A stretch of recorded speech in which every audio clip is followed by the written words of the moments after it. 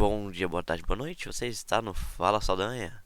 Vamos então aqui, continuando o nosso livro, Como Fazer Amigos e Influenciar Pessoas, com a nossa parte 3, que tem o seguinte título: Como Conquistar as Pessoas para o Seu Modo de Pensar.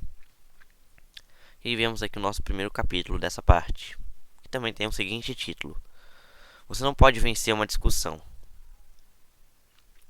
Uma noite, pouco depois do fim da Primeira Grande Guerra Mundial, aprendi uma inestimável lição em Londres. Nessa época eu era administrador de Sir Horace Smith. Durante a guerra, Sir Horace foi o as australiano na Palestina, e pouco depois de ser a paz declarada, assombrou o mundo dando uma volta ao redor do globo em 30 dias.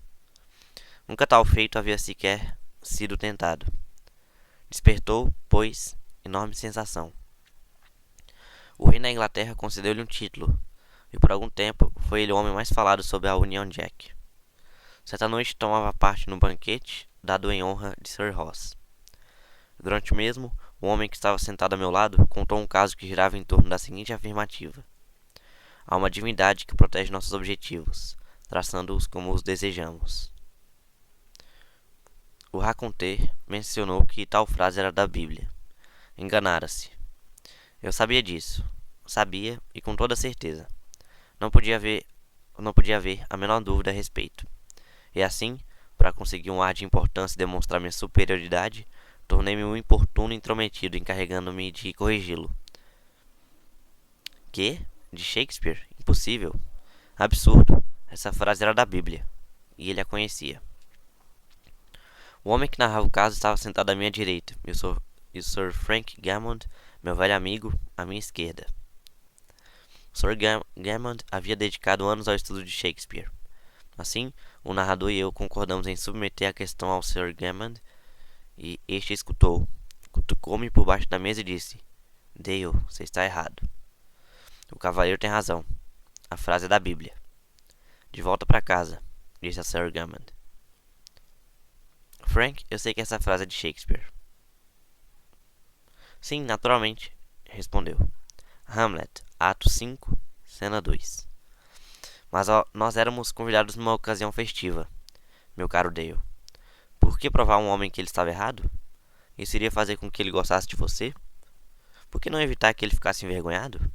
Não pedi sua opinião. Não a queria. Por que discutir com ele? Evite sempre um ângulo agudo. O homem que me disse isso ensinou-me uma lição inesquecível. Eu não só tinha embaraçado aquele contador de histórias, como também o meu amigo. Teria sido muito melhor se não tivesse sido argumentativo. Foi uma lição demasiado necessária, pois eu me tornara um discutidor. Durante minha mocidade, eu discutia com meu irmão sobre todos os assuntos banais. Quando fui para o colégio, estudei lógica e argumentação, e tomei parte em concursos de debate. Sempre dizia que era natural do Missouri, pois nasci lá. Gostava de me mostrar. Mais tarde, ensinei debates e argumentação em Nova York. E uma vez, tenho até vergonha de confessar, planejei escrever um livro sobre o assunto. Desde então, tenho ouvido, criticado, tomado parte e visto o efeito de milhares de discussões. Como resultado de tudo isto, cheguei à conclusão de que há apenas um caminho para conseguir o melhor numa discussão.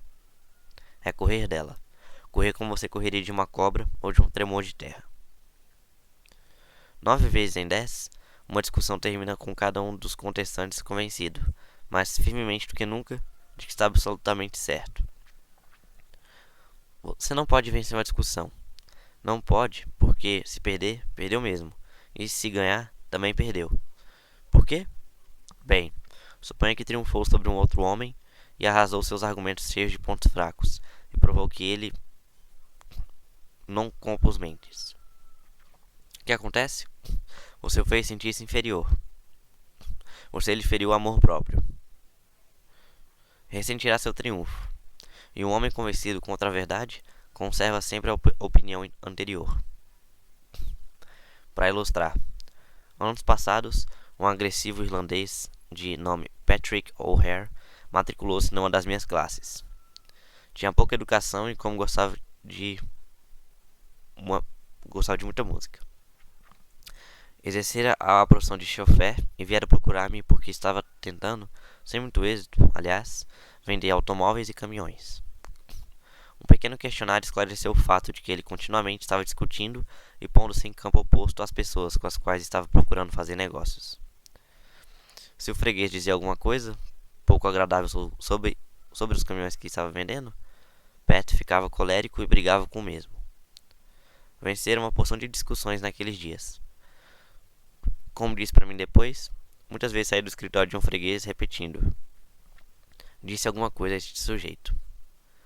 Dizia sempre alguma coisa, por certo, mas não lhe vendia coisa alguma. Meu primeiro problema não foi ensinar Patrick a falar. Minha preocupação imediata foi em treiná-lo a refrear a linguagem e evitar lutas verbais.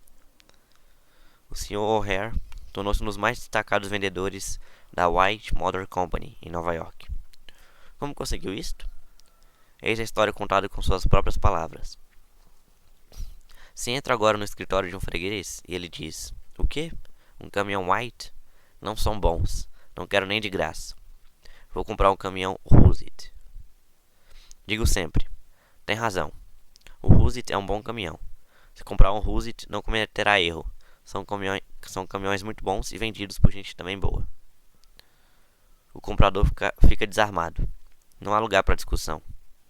Se diz que o Husit é melhor e eu afirmo que tem razão, ele é obrigado a parar. Não vai passar a tarde toda dizendo: é melhor, quando eu já concordei com ele. Retiramos então o assunto do Husit e começamos a falar das qualidades do caminhão White. Houve um tempo em que um caso como este me tornava escarlate, rubro e laranja. Eu iniciaria uma discussão contra o Husit. E quanto mais eu discutisse contra o mesmo, mais o comprador discutiria a favor dele.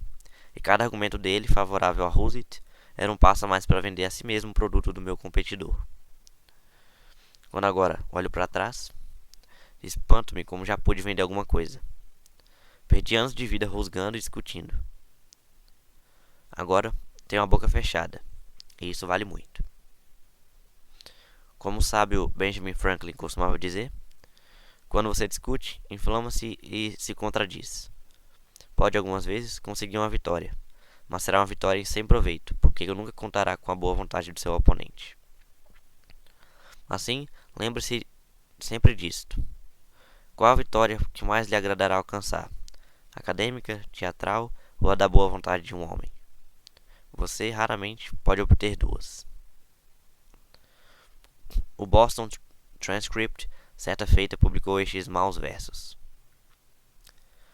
Aqui jaz o corpo de William J., que morreu conservando sua retidão de maneiras. Foi correto, morreu correto como sempre, mas está tão morto como esteve errado.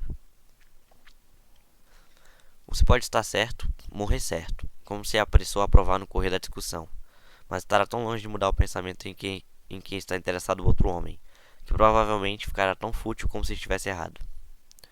Por exemplo, Frederick Parsons, um consultor sobre impostos, esteve discutindo durante 1 hora com um inspetor físico. Um débito de $9.000 estava em jogo. O Sr. Parsons alegava que o referido débito era uma anotação errada, que nunca pagaria, que não devia ser taxado. Taxado por engano, deixe-me ver. Contraveio o inspetor. Deve ser taxado. O inspetor estava frio, arrogante e teimoso, disse o Sr. Parsons quando narrou o caso para a classe. As justificativas foram gastas, bem como os fatos. Quanto mais arguíamos, mais teimoso ele se tornava. Assim, resolvi evitar a discussão. Mudei de assunto e lhe prestei mais consideração. Suponho que seja esta uma questão de sermos menos importantes em comparação às decisões verdadeiramente importantes e difíceis que o senhor é obrigado a tomar, disse eu. Fiz um estudo dos impostos, mas tive que tirar meus conhecimentos de livros. O senhor os está tirando da própria experiência. Já desejei algumas vezes um lugar como o seu. Ele me ensinaria bastante. Medi cada palavra que disse. O inspetor endireitou-se na sua cadeira, recostou-se e falou algum tempo sobre o seu cargo, contando-me as grandes fraudes que havia descoberto. O tom de sua voz foi se tornando aos poucos mais amistoso, e nesta altura já me estava falando sobre seus filhos. Quando se retirou, prometeu estudar meu caso depois e dar-me sua decisão dentro de poucos dias. Veio ao meu escritório 3 dias depois e informou-me de que decidira revelar o pagamento do imposto como fora pedido. Este inspetor foi mais uma prova da mais comum das fragilidades humanas. Ele queria sentir-se importante. Enquanto o Sr. Parsons discutia com ele, sentiu-se importante, falando alto, afirmando sua autoridade. Mas, assim que sua importância foi reconhecida e cessada a discussão, e que ele teve um ensejo para dar expansão ao seu ego, tornou-se um ser humano simpático e bondoso.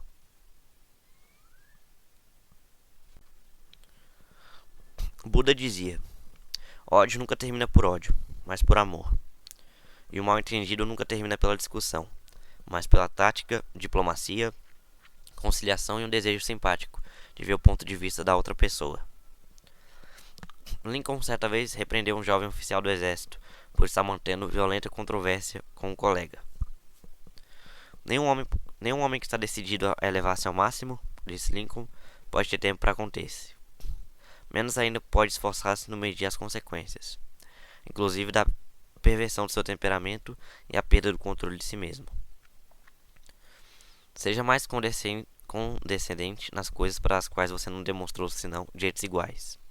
E conceda menos nas em que seu direito é claro. É preferível ceder o caminho a um cachorro a ser mordido por ele, disputando-lhe um direito. Mesmo matando um cachorro, não se evitará a dentada. No artigo de Bites and Pieces, Bocados e Pedaços, apareceram algumas sugestões para se impedir que uma divergência se transforme numa discussão. Acolha a divergência. Lembre-se do lema: quando dois sócios discordam sempre, um deles não é necessário.